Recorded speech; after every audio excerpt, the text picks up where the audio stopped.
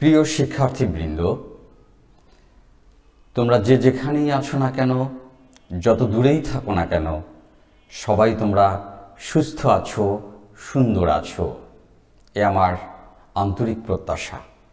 হ্যাঁ, আমি তোমাদের উদ্দেশ্যে বলছি, যারা সরকারি সোহরাওয়ার্দী কলেজের মানবিক বিভাগে অধ্যয়নরত এবং যাদের আরাধ্য বিষয় যুক্তিবিদ্যা বা লজিক।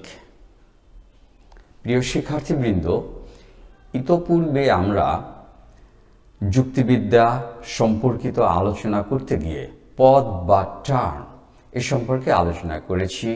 আমরা আলোচনা করেছি কথাটি বললে ভুল হবে, আমরা আলোচনার মধ্য দিয়ে এগিয়েছি তোমাদের সাথে অংশগ্রহণের মধ্য দিয়ে বিষয়টি অস্পষ্টতা থেকে সুস্পষ্ট করার একটি প্রয়াস ছিল। আমরা নানা রকম পদের সাথে পরিচিত হয়েছি। নানা রকম পদের মধ্য দিয়ে একটি বিষয় আমাদের কাছে সুস্পষ্ট হয়েছে, যে বিষয়টি হচ্ছে বাংলা ভাষায় বাক্য আর যুক্তিবিদ্যার বাক্য একই রকমের নয়। বাংলা ভাষায় বাক্য বলতে আমরা মনের ভাব প্রকাশ করতে পারলেই অর্থবোধক শব্দের মধ্যে গাঁথুনির মধ্য দিয়ে যখন আমরা মনের ভাবটা প্রকাশ করি কথনের মধ্য দিয়ে কিংবা উচ্চারণের মধ্য দিয়ে কিংবা লেখার মধ্য দিয়ে, তখনই সেটা বাক্য। পূর্ব দিগন্তে সূর্য উঠেছে, রক্তে লাল রক্তে লাল, মনের ভাব প্রকাশ পেয়েছে, অতএব এটা একটি বাক্য। কিন্তু যুক্তি বাক্য হতে হলে তোমরা ভালো করে জানো যে তার একটি বিশেষত্ব আছে। বিশেষত্ব কি? যুক্তি বাক্য হতে হলে তার দুই প্রান্তে দুটো পদ থাকে। প্রথমত উদ্দেশ্য এবং শেষে থাকে বিধেয়। উদ্দেশ্য কি? উদ্দেশ্য হচ্ছে যাকে কেন্দ্র করে কথা বলা হয়, সেই পদটি হচ্ছে উদ্দেশ্য। আর উদ্দেশ্য সম্পর্কে যে কথা বলা হয়, সেই বলা কথাগুলো হচ্ছে বিধেয়। আমরা প্রায়শ উদাহরণ হিসেবে টেনে থাকি একটি যুক্তি বাক্য, আর সেটি হচ্ছে মানুষ হয় মরণশীল। এখানে কাকে উদ্দেশ্য করে কথা বলেছি? মানুষ। হ্যাঁ, মানুষকে কেন্দ্র করে কথা বা বক্তব্য উপস্থাপিত হয়েছে, অতএব মানুষ পদটি উদ্দেশ্য। আর মানুষ সম্পর্কে যে কথা বিবৃত হয়েছে, কি বলেছি আমি? মরণশীল। এই কথাগুলো হচ্ছে বিধেয়। এখন একটি বাক্যের দুই প্রান্তে থাকে দুটো পদ, কিন্তু দুই প্রান্তে যদি থাকে, যদি তার মধ্যে যদি না থাকে কোনো সংযোজক, যদি না থাকে কোনো ব্রিজ বা সেতু, তাহলে পর বাক্যদ্বয়ের মধ্যে সেতু বন্ধনের কোনো সুযোগ ঘটে না, বাক্যই হয় না। তাহলে তার উত্তরটা কি?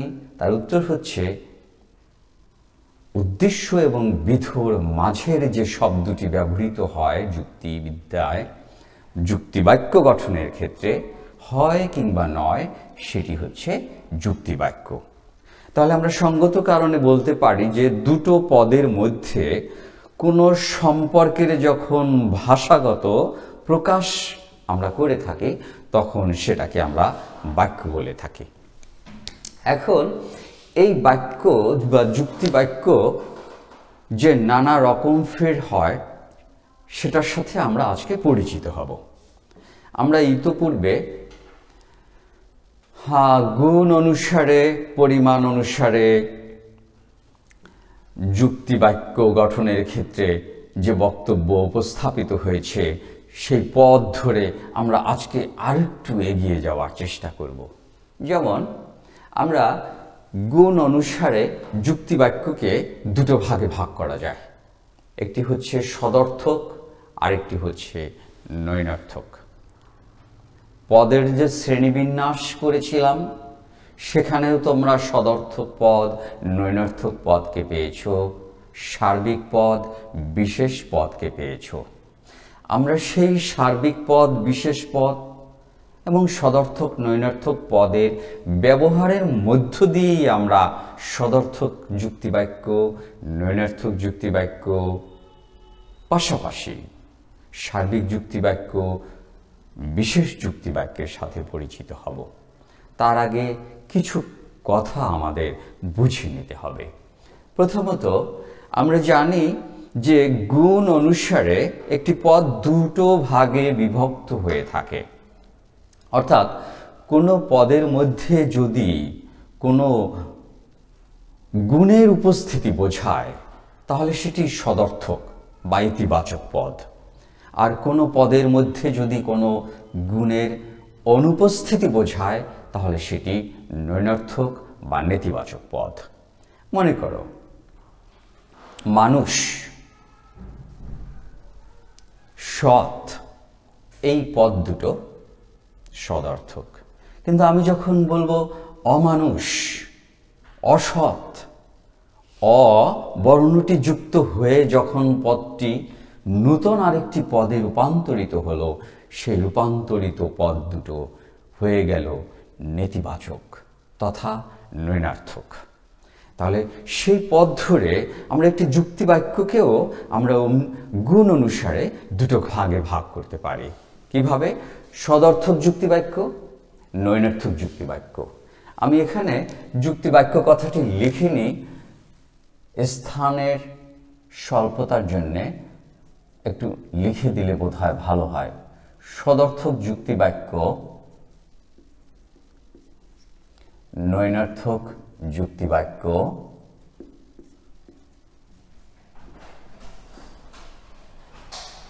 সার্বিক যুক্তিবাক্য, বিশেষ যুক্তিবাক্য, আমরা এভাবে ধরে নিলাম। আচ্ছা, তাহলে সদর্থক যুক্তিবাক্যের একটা উদাহরণ আমরা দিতে পারি। কিভাবে দিতে পারি? আমরা বলতে পারি যে মানুষ হয় মরণশীল, মানুষ হয় দ্বিপদ প্রাণী, মানুষ হচ্ছে উদ্দেশ্য, আর উদ্দেশ্য সম্পর্কে যে কথা বলা হয়েছে, কি বলা হয়েছে? মানুষ হয় মরণশীল।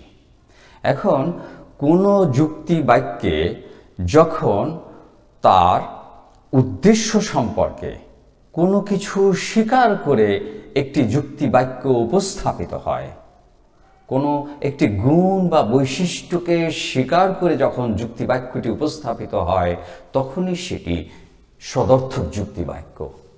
তাহলে উদাহরণ হিসেবে আমরা বলতে পারি, কি বলতে পারি? যে মানুষ হয় মরণশীল, এটি সদর্থক যুক্তি বাক্য। আর যখন আমরা কোনো যুক্তি বাক্যের উদ্দেশ্যে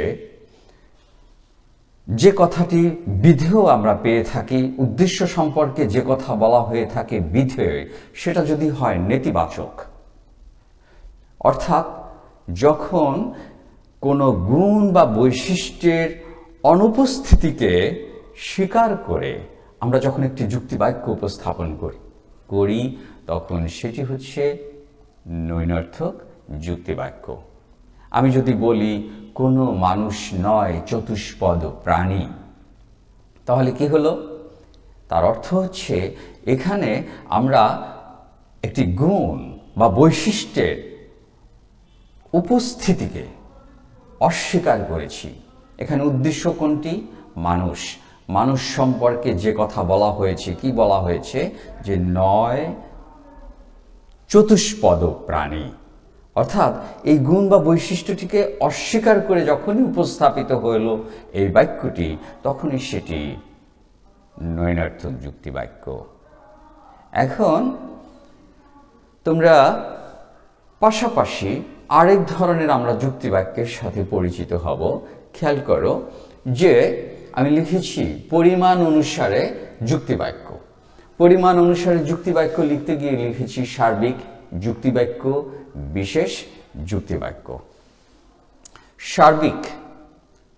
সার্বিক কথাটি এসেছে সর্ব বা সকল থেকে, অর্থাৎ যে যুক্তিবাক্যের বিধেয় মানে কি? উদ্দেশ্য সম্পর্কে যে কথা বলা হয়, বিধেয় যখন উদ্দেশ্যের পূর্ণ ব্যক্তার্থকে স্বীকার করে কোনো বক্তব্য উপস্থাপিত হয় তখন সেটি সার্বিক সদর্থক যুক্তিবাক্য। সদর্থক নৈনার্থক কথাটি পরে আসি। সার্বিক যুক্তিবাক্যটা কি, বিশেষ যুক্তিবাক্যটা কি, সেটা আগে একটু বুঝে নেই। যখন কোনো উদ্দেশ্য যে বক্তব্য উপস্থাপন করে সেই বক্তব্যটি যদি সেই উদ্দেশ্য পদের পূর্ণ ব্যক্তার্থকেও লক্ষ্য করে কেন্দ্র করে উপস্থাপন হয় তখন সেটি সার্বিক যুক্তিবাক্য। যেমন সকল মানুষ দ্বিপদ, সকল মানুষ হয় মরণশীল। এখানে মানুষ পদের টোটাল ব্যক্তার্থকে স্বীকার করে উপস্থাপন করা হয়েছে। কিন্তু যদি টোটাল বা সার্বিক সবার কথা না বলে, ব্যক্তার্থ মানে কি সেটা তো আগেই তোমরা জেনেছো। ব্যক্তার্থ হচ্ছে একটি পদের সংখ্যার দিক। যুক্তিবিদ্যার পরিভাষায় একটি পদ যখন তার পূর্ণ ব্যক্তার্থকে, সংখ্যাকে, পরিমাণকে যখন উপস্থাপন করা হয় তখনই সেটি সার্বিক। তাহলে আমরা যখন সব শব্দগুলো যুক্ত করে যখন যুক্তিবাক্যকে উপস্থাপন করি তখন সেটি সার্বিক যুক্তিবাক্য। কিন্তু আমি যদি বলি কতক মানুষ হয় কবি, তাহলে অর্থটা কি দাঁড়ালো?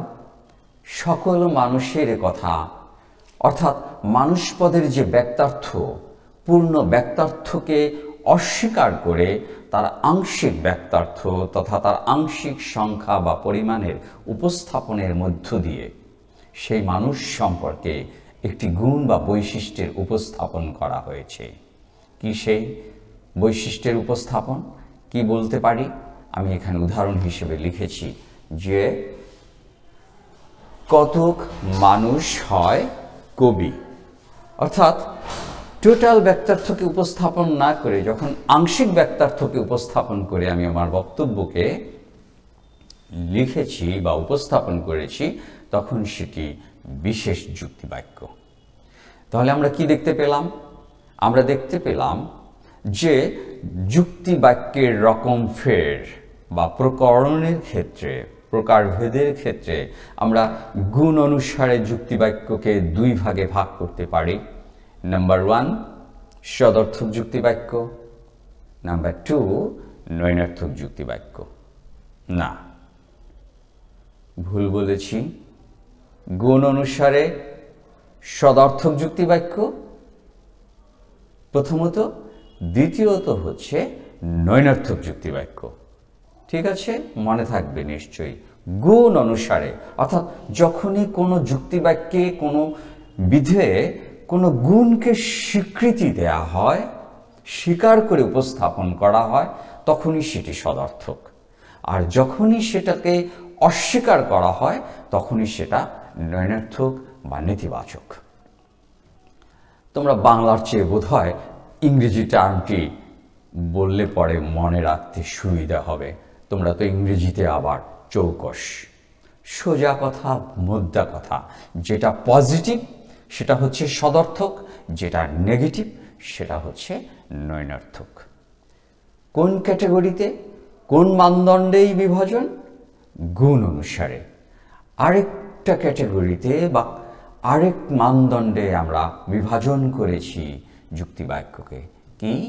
পরিমাণ অনুসারে। অর্থাৎ প্রত্যেকটি পদের যেমনি করে রয়েছে, কি রয়েছে? ইতোপূর্বে তোমাদের সাথে আলোচনায় অংশগ্রহণের মধ্য দিয়ে তোমরা জেনেছো বা জানার চেষ্টা করেছি, রয়েছে তার ব্যক্তার্থ এবং জাত্যার্থ। ব্যক্তার্থ মানে হচ্ছে তার সংখ্যা কিংবা পরিমাণের দিক, আর জাত্যার্থ হচ্ছে তার অপরিহার্য গুণের দিক। তাহলে প্রত্যেকটি পদের যেহেতু সংখ্যা বা পরিমাণের দিক আছে, যখন কোনো পদের টোটাল ব্যক্তার্থকে উপস্থাপন করে একটি বাক্য রচিত হয়, লিখিত হয়, উচ্চারিত হয়, তখন সেই বাক্যটি সার্বিক যুক্তিবাক্য। যেমন সকল মানুষ হয় দ্বিপদ। কি করেছি আমি? মানুষ পদের টোটাল ব্যক্তার্থকে উপস্থাপন করেছি। মানুষ বলতে আমি শুধুমাত্র এখন এই পৃথিবীতে বসবাসরত মানুষকে বুঝাইনি। সকল বললে পর অতীত দিনের তোমার আমার পূর্বপুরুষ যারা অনেক আগেই ইন্তেকাল করেছেন, ইন্না লিল্লাহি ওয়া ইন্না ইলাইহি রাজিউন। হ্যাঁ, অতীত দিনে তোমার আমার সেই সব পূর্বপুরুষ এবং বর্তমানে যারা পৃথিবীতে বেঁচে আছেন এরা সবাই এখানেই না। অনাগত ভবিষ্যতে যারা আসবেন এই পৃথিবীতে মানুষ হয়ে, অর্থাৎ তোমার আমার উত্তরসূরি, তাদেরকে বাদ দিয়ে নয়, তাদেরকে নিয়েই সকল মানুষ। এ সম্পর্কে যখন একটি কমেন্ট, একটি বক্তব্য যখন উপস্থাপিত হয় তখনই সেটা সার্বিক যুক্তিবাক্য। কিন্তু যখন সেই মানুষের সমগ্র বা সবাইকে ওই গুণ বা বৈশিষ্ট্যগুলো বা বৈশিষ্ট্যসমূহ আরোপ না করে যখন একটি বা একাধিক গুণ বা বৈশিষ্ট্যকে আংশিক ব্যক্তার্থের উপর প্রয়োগ করে উপস্থাপিত হয় তখন সেটি বিশেষ যুক্তিবাক্য। যেমন কতক মানুষ হয় কৃষক, কতক মানুষ হয় কবি, কতক মানুষ হয় শ্রমিক। আমরা সব মানুষের কথা বলিনি, কিছু কিছু মানুষের কথা বলেছি। তাহলে চেনার উপায় কি? শৈশবোত্তর কালে একটা বই পড়েছিলাম, কিশোরে বেলা, লেজ দেখে যায় চেনা। কথাটা আমার হঠাৎ হঠাৎ মনে পড়ে এই টপিকটি আলোচনা করতে গেলে। আমরা কিভাবে চিনব কোনটা সার্বিক, কোনটা বিশেষ, কোনটা সদর্থক, কোনটা নৈনর্থক? অত কিছু গভীরে যাওয়ার ভাবার কিছু নেই। সরাসরি যখনই আমরা দেখব সকল শব্দ সংযুক্ত হয়ে একটি বাক্য উপস্থাপিত হয়েছে তখনই সেটি সার্বিক যুক্তিবাক্য। আর যখনই দেখব কোনো যুক্তিবাক্যে উদ্দেশ্য পদের পূর্বে কত কিছু কিছু কোনো এই সব শব্দ কিংবা শব্দ সমষ্টি সংযুক্ত হয়ে যখনই যুক্তিবাক্যটি উপস্থাপিত হয়েছে তখন সেই বাক্যটি বিশেষ যুক্তিবাক্য হিসেবে পরিচিত। এ তো গেল সার্বিক এবং বিশেষ যুক্তিবাক্য চেনার উপায়। সদর্থক এবং নৈনর্থক যুক্তিবাক্য চেনার উপায় সেটা তো আরো সহজ। কিভাবে? ওই যে বলেছিলাম না, সেতু বন্ধনকারী একটি পদ ব্যবহৃত হয় যুক্তিবাক্যে। কি সেই পদ, কি সেই শব্দ? হয় কিংবা নয়। যখনই কোনো যুক্তিবাক্যে আমি হয় শব্দটি ভুল বলেছি, আমি কেন, আমরা সবাই হয় শব্দটি দেখব তখনই সেটি সদর্থক, আর যখনই সংযোজক হিসেবে নয় শব্দটি দেখব তখনই সেটি নৈনর্থক যুক্তিবাক্য। তাহলে সদর্থক যুক্তিবাক্য, নৈনর্থক যুক্তিবাক্যের সাথে পরিচিত হলাম সার্বিক যুক্তিবাক্য, বিশেষ যুক্তিবাক্যের সাথে।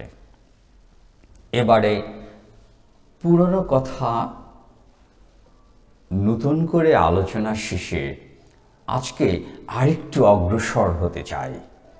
না, আমি একা একা অগ্রসর হতে পারি না, তোমাদের নিয়েই অগ্রসর হতে চাই। একটু মনোযোগ দাও। বিভাজন করতে গিয়ে দুটো ক্যাটাগরিতে বিভাজন করেছি যুক্তিবাক্যকে, গুণ অনুসারে, পরিমাণ অনুসারে। এখানেই শেষ নয়, আরেকটি ক্যাটাগরি আছে, আরেকটি মানদণ্ডে যুক্তিবাক্যকে বিভাজন করা যায়। সেই বিভাজনটি আমি এখানে তোমাদের সামনে উপস্থাপন করেছি। যে খেয়াল করো, লেখা আছে যৌথ গুণ ও পরিমাণ অনুসারে। যৌথ গুণ ও পরিমাণ অনুসারে যুক্তিবাক্যকে চারটি ভাগে ভাগ করা যায়। সার্বিক সদর্থক যুক্তিবাক্য, বিশেষ সদর্থক যুক্তিবাক্য, সার্বিক নৈনর্থক যুক্তি বাক্য, বিশেষ নৈনর্থক যুক্তি বাক্য। তাহলে যেহেতু তুমি আগে থেকেই সার্বিক যুক্তি বাক্যের সাথে পরিচিত আর বিশেষ যুক্তি বাক্যের সাথেও পরিচিত, সদর্থক যুক্তি বাক্যের সাথেও পরিচিত, নৈনর্থক যুক্তি বাক্যের সাথেও পরিচিত, তাহলে এখানে নূতনত্বটা কি আছে? নূতনত্বটা আমরা খুঁজে পাই একটি শব্দ সংযোজনের মধ্য দিয়ে, যেখানে আছে যৌথ শব্দটি সংযুক্ত হয়ে কি লিখেছি আমি? একটি নূতন মানদণ্ড উপস্থাপন করেছি, যৌথ গুণ ও পরিমাণ অনুসারে। অর্থাৎ গুণের দিক থেকে তুমি যে বিভাজন করেছো সেটিও থাকবে, পরিমাণ অনুসারে তুমি যে বিভাজন করেছো সেটিও থাকবে। যেহেতু যৌথ শব্দটির যে দোতনা, যে সুর, যে ছন্দ আমরা পাই, সেই সুর এবং ছন্দের প্রকাশ আমরা এখনই দেখতে পাবো। কিভাবে? সার্বিক সদর্থক যুক্তি বাক্য, সার্বিক নৈনর্থক যুক্তি বাক্য, বিশেষ সদর্থক যুক্তি বাক্য, বিশেষ নৈনর্থক যুক্তি বাক্য, এভাবে। কেমন করে? উদাহরণ হিসেবে আমি এখানে উপস্থাপন করেছি। খেয়াল করো, সকল মানুষ হয় মরণশীল। আমি তোমাদের আগেই বলেছি, চেনার ক্ষেত্রে আমরা চটজলদি দেখেই চিনে ফেলতে পারবো। যদি কোনো বাক্যের আগে সব, সকল শব্দযুক্ত থাকে তাহলে সেটি কি হবে? সব মানে সব থেকে সর্ব, সর্ব থেকে সার্বিক, টোটাল। তাহলে সার্বিক যুক্তি বাক্য। সকল মানুষ হয় মরণশীল। এখন ওখানে মানদণ্ডটি হচ্ছে যৌথ গুণ ও পরিমাণ অনুসারে। আমরা পরিমাণের দিক থেকে উদ্দেশ্য পদের সব মানে টোটাল ব্যক্তার্থকে উপস্থাপিত হয়েছে, অতএব এটি সার্বিক যুক্তি বাক্য। এখন পরিমাণের দিক থেকে এটা হচ্ছে সার্বিক যুক্তি বাক্য, গুণের দিক থেকে সেটি কি বাক্য? কিভাবে চিনব? হ্যাঁ, নিশ্চয়ই ভুলে যাওনি, এই একটু আগেই তো বলেছি আমি, যখনই কোনো যুক্তি বাক্যে হয় শব্দটি দেখব তখনই সেটি হচ্ছে সদর্থক, আর যখনই গুণ অনুসারে বিভাজনের ক্ষেত্রে নয় শব্দটি দেখব তখনই সেটি হচ্ছে নৈনার্থক। আচ্ছা, তাহলে এখানে আছে কোনো মানুষ নয় অমরণশীল। আমরা কি করেছি? কোনো মানুষ নয় অমরণশীল, তার মানে হচ্ছে মরণশীল পদের যে ব্যক্তার্থ, টোটাল ব্যক্তার্থকে কি করেছি আমরা? অস্বীকার করেছি। নাকি কোনো মানুষের কথা বলেছি? কতক মানুষ না, আমরা সব মানুষের কথা বলেছি। কোন শব্দটি, হ্যাঁ আমি একটু ভুল করেছি, বলেছিলাম না যে সব, সকল শব্দযুক্ত বাক্যই হচ্ছে সার্বিক। সেটা কখন? সদর্থক যুক্তির বেলায়। কিন্তু যখন আমি দেখব শুধুমাত্র কোনো শব্দটি যুক্ত হয়ে একটি বাক্য উপস্থাপিত হয়েছে, তখন সেটিও সার্বিক যুক্তি বাক্য। যেমন কোনো মানুষ নয় অমরণশীল। এখানে কি হয়েছে? মানুষ পদের টোটাল ব্যক্তার্থকে অস্বীকার করে বক্তব্যটি উপস্থাপিত হয়েছে। অস্বীকার করেছি, এটা নেগেটিভ অ্যাপ্রোচ। কিভাবে জেনেছি? নয় সংযোজক হিসেবে ব্যবহৃত হয়েছে। তাহলে আমরা কি বুঝলাম? সব বা সকল থাকলে পরেই সেটি সার্বিক, সবসময় না, সদর্থক বাক্যের ক্ষেত্রে। আর কোনো শব্দটি যদি সংযুক্ত হয়ে বাক্যটি উপস্থাপিত হয় তাহলে সেটি সার্বিক। হ্যাঁ, শুধুমাত্র কোনো যদি থাকে। কিন্তু যদি কোনো শব্দটির আধিক্য থাকে, অর্থাৎ দুইবার যদি তুমি কোনো কথাটি ব্যবহার করো, তখন বাক্যটি আবার সার্বিক থাকে না, সে বাক্যটি হয়ে যায় বিশেষ যুক্তি বাক্য। যেমন আমি এখানে বলেছি কোনো মানুষ নয় অমরণশীল। আমি উদাহরণ হিসেবে বলতে পারি কোনো মানুষ নয় চতুষ্পদ। আমি উদাহরণ হিসেবে যখন বলি বা বলবো কোনো মানুষ নয় ভদ্র, কোনো কোনো মানুষ নয় কৃষক, কোনো কোনো মানুষ নয় কবি। তাহলে কি এই একটি কোনো ব্যবহারের মধ্য দিয়ে খুঁজে পেলাম টোটাল বাক্যার্থের উপস্থাপন, আর একটি শব্দ, কোন শব্দ, কোনো, দুইবার ব্যবহারের মধ্য দিয়ে খুঁজে পেলাম টোটাল বাক্যার্থকে। না, আমরা খুঁজে পেলাম আংশিক বাক্যার্থকে। ঠিক আছে, তাহলে আমরা এখন যৌথ গুণ এবং পরিমাণ অনুসারে যুক্তিবাক্যকে ভাগ করতে পারি কিভাবে? 4 ভাগে। সার্বিক সদর্থক যুক্তিবাক্য, বিশেষ সদর্থক যুক্তিবাক্য। উদাহরণ হিসেবে আমি এখানে এনেছি সার্বিক সদর্থক যুক্তিবাক্যের উদাহরণ দিয়েছি। কি দিয়ে লিখেছি?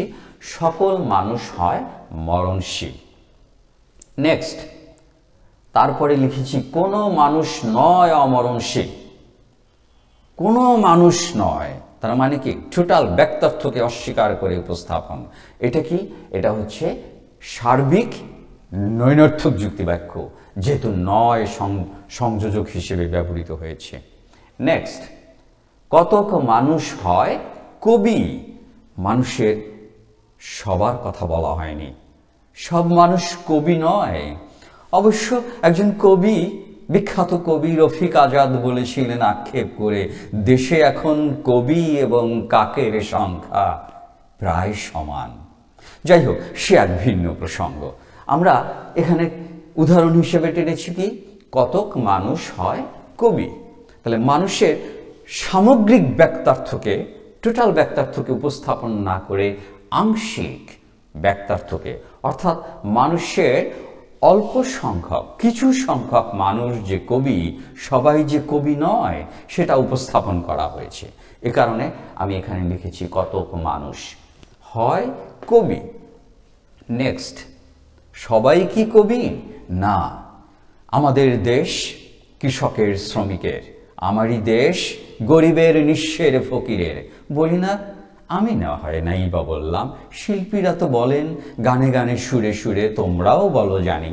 তাহলে আমি এরপরে বললাম কতক মানুষ নয় কবি। সেটা কি হলো? যখনই মানুষ পদের পূর্বে সব বা সকল শব্দটি খুঁজে পেলাম না, কতক, কিছু, কোনো কোনো এই শব্দ থাকলে পরেই সেটি কি হবে? চেনার জন্য, বোঝার জন্য সহজ আংশিক বাক্যার্থের উপস্থাপন। তার মানে কতক মানুষ নয় কবি, এটা হচ্ছে বিশেষ নৈনার্থক যুক্তিবাক্য। নৈনার্থক কেন? এই যে সংযোজক হিসেবে নয় শব্দটি যুক্ত আছে। তাহলে আমরা যৌথ গুণ ও পরিমাণ অনুসারে খুঁজে পেয়েছি সার্বিক সদর্থক যুক্তিবাক্য, সার্বিক নৈনার্থক যুক্তিবাক্য, বিশেষ সদর্থক যুক্তিবাক্য, বিশেষ নৈনার্থক যুক্তিবাক্য।